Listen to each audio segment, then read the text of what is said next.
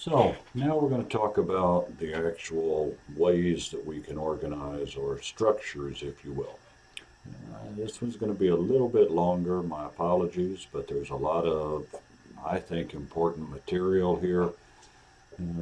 To me, organizing is really where capabilities happen, and so it really matters how we organize. It shouldn't be just a casual thing. I have also posted a reading, an excerpt from some work I have done that talks about routines and structures. Your call whether you want to read that first and then watch the video, or watch the video and then read that. I hope that you'll find that they are complementary. I'll try to use the same language, but focus on the ideas because, as with many things, there may be slightly different labels for essentially the same thing. We're going to start with some old approaches to organizing. I shouldn't say old, completely old, because many companies still use them, but old in the sense that they have been around for quite a while. We know quite a bit about them. You might call them traditional approaches. And these are mostly built for exploitation of existing competitive advantage, taking things that we do well and ensuring that we can continue to do well with them. In these traditional approaches, for the most part, focus is on the differentiation of tasks. That is an emphasis on the pieces, and information flow is primarily vertical or up and down. Perhaps the most well-known and most utilized of these traditional approaches to organizing is the functional organization, also known as a task structure because the initial structural units are based on the tasks that need to be done, usually functions, marketing, operations, accounting, human resources. So in a picture it looks something like this, and nothing magical about the particular boxes I have put in here.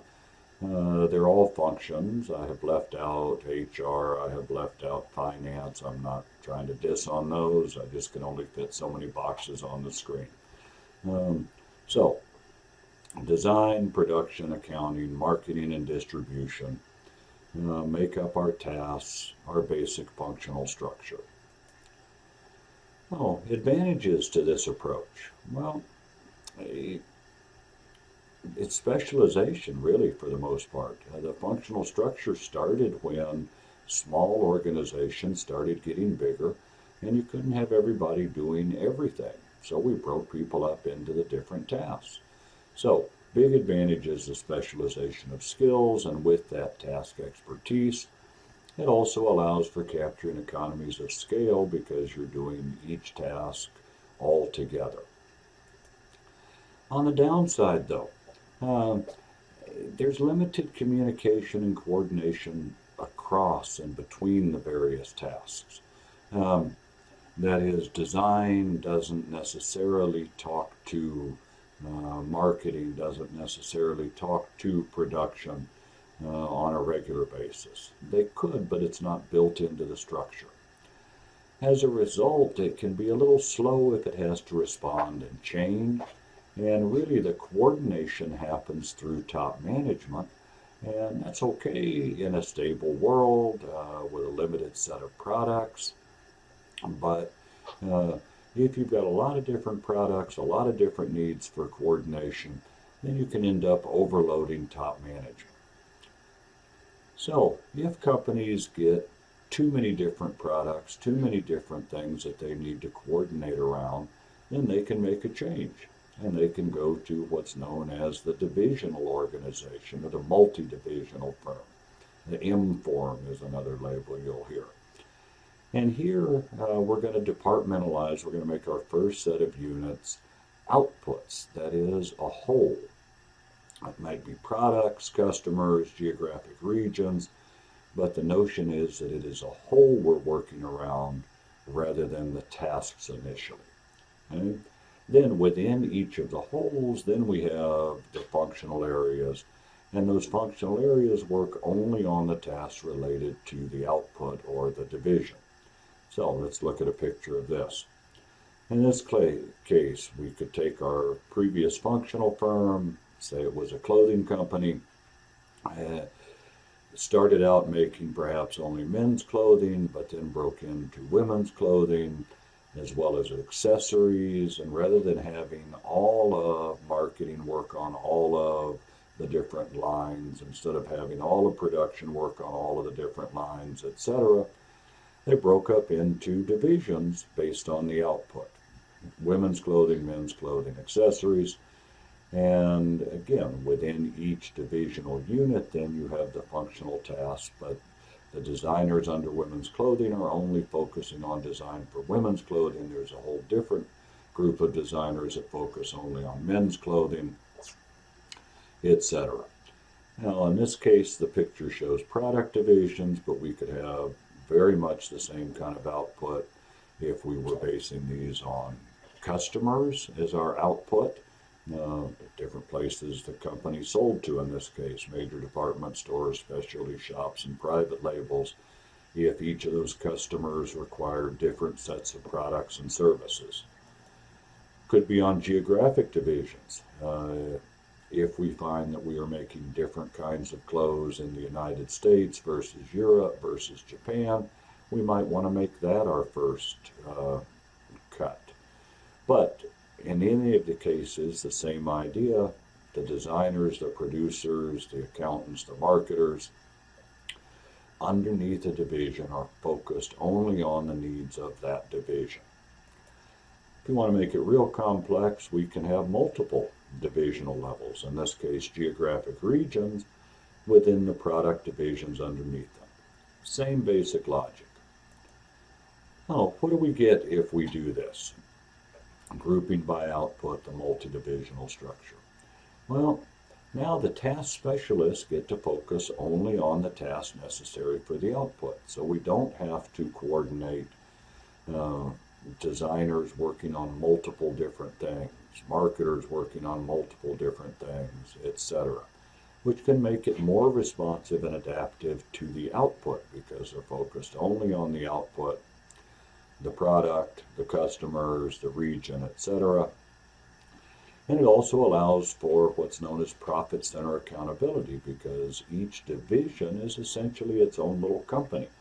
And we can therefore measure its performance really on a profitability basis and compare profitability across different divisions. But like any structure, there's a downside. What you often end up running into is the poor sharing of skills and information across outputs. That is, if design within one division learns something that would be useful to designers in the other divisions, it is difficult for that information to get there because the information flows tend to go up and down. In traditional structures, it's got to go all the way to the top and all the way back down. That can be a problem. It's also a place where that profit center accountability can be a problem because if the divisions are competing with each other on profitability, they may have disincentives to sharing information. In addition to just the basic flow problem, there may be disincentives. Don't share with them because we're trying to outcompete them. Also means that then broadly coordinating organization-wide actions is difficult, and it raises costs because we've had to duplicate all of the tasks in each of the different divisions. Oh, there have been some efforts to combine tasks and outputs. The matrix organization is mentioned in the book, and a matrix has dual reporting relationships in which many of the managers will report to both a functional or task manager and an output or divisional manager. Your book has a pretty complex example. Let me show you a pretty basic one here. Let's take our clothing company again, and now you see that there are the tasks across the top that we saw in the functional structure, but there are the divisions down the side that we saw in the product division structure. And the idea here is that the head of women's clothing gets to coordinate across the tasks for things related to women's clothing. The men's clothing head gets to coordinate across the tasks for things related to men's clothing. Yet at the same time, all the designers also report to a head of design. The production people report to a head of production, which helps overcome those problems of information flows. So, would that be the best of both worlds? Well, there's certainly advantages to it. It's a dual focus when both output and tasks are important, but it's also got some advantages in the cross-functional sharing of information. The communication networks are helpful, and the coordination happens within the structure rather than having to go up to top management. However, on the downside, anytime you've got more than one boss, there can be real confusion. So that's a problem. What if one boss wants you to do something and another boss wants you to do something? And who are you going to disappoint, or who are you going to put above the other? Managers from the functional areas and output areas all want the best people. They're going to jockey for power. Conflict can occur. Because of the extensive communication, sometimes it can actually lead to slower decision making. That is, too much democracy can lead to not enough action. So, we've got both good and bad, as we do with any of the traditional organization designs.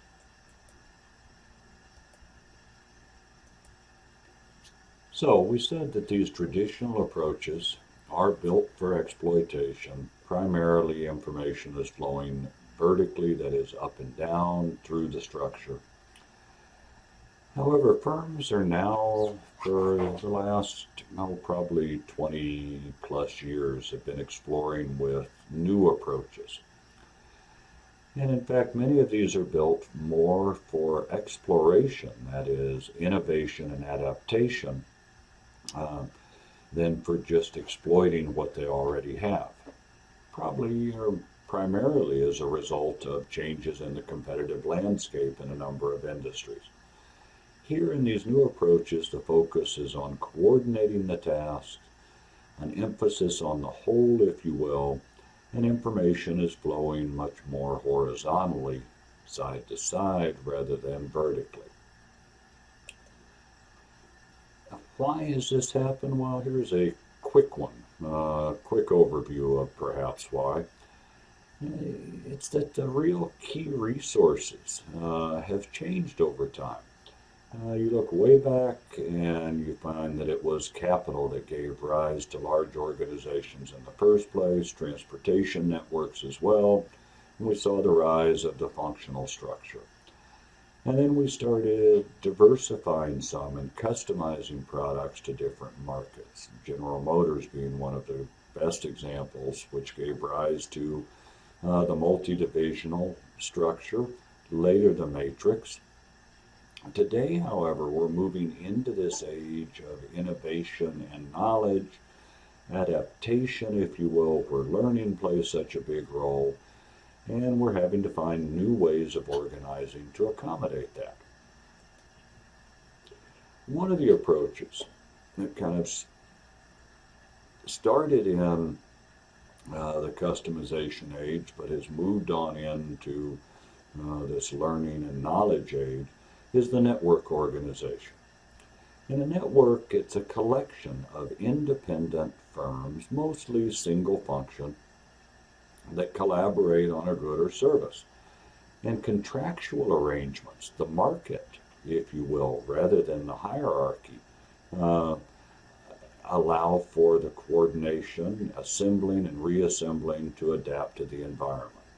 And it's kind of centered around a broker, a firm that organizes, if you will, the network participants.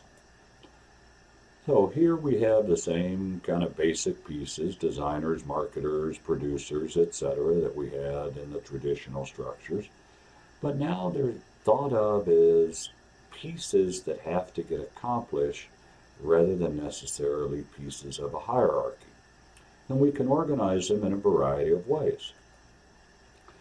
Here's a basic stable network. In this case, the core firm, the broker, is choosing to do design and marketing and is contracting out with partners to do production and the input of supplies. Let us create certain advantages in terms of flexibility. For one thing, they can focus on their own parts, be the best designer, be the best marketer, build competitive advantage in those areas, and then partner with people who have competitive advantage potentially in other areas. It also allows for a lot of flexibility. If we're successful and we need additional production, additional supply, well, we don't have to build that and coordinate it ourselves. We can simply partner with additional firms. This kind of approach is utilized by Nike, utilized by IKEA, where Nike or IKEA play the designer and marketer role, but they don't really make anything. They work with others to make the things that they sell. At an extreme, you can have a broker who simply coordinates all of the pieces of a bunch of independent firms. Less likely to see this, but they do exist. So what do we get out of this network approach? Well, it allows the firm to focus on a limited number of tasks, so build capabilities. Again, it uses the market mechanisms to facilitate coordination and integration. People are motivated to cooperate because of the market. They want to be part of the network. They want to benefit from the success. And to do that, they have to cooperate and play a role. Contrast that with a traditional structure. Why does your production unit need to be the best it can be? Well, for the good of the whole, but their focus is really on production. They don't always think about the rest of it. The network removes the hierarchy in a lot of areas, replaces it with the market, which should increase motivation as well as opportunities for learning. We're bringing in different points of view, different skills in our different partners, which gives us a greater ability to learn. However, it does require a new set of capabilities, trust and collaboration because we're working through the market rather than within the organization. And it also changes how we view an organization. Remember back in the introduction, I talked about the benefits coming from organizing rather than necessarily a traditional organization. Well, in a network, it is very much the organizing that is in fact the larger organization made up of various independent organizations. The real benefit, though, is the spreading of knowledge and the unleashing of innovation. Knowledge now is going to spread naturally through the various partners, spread by doing.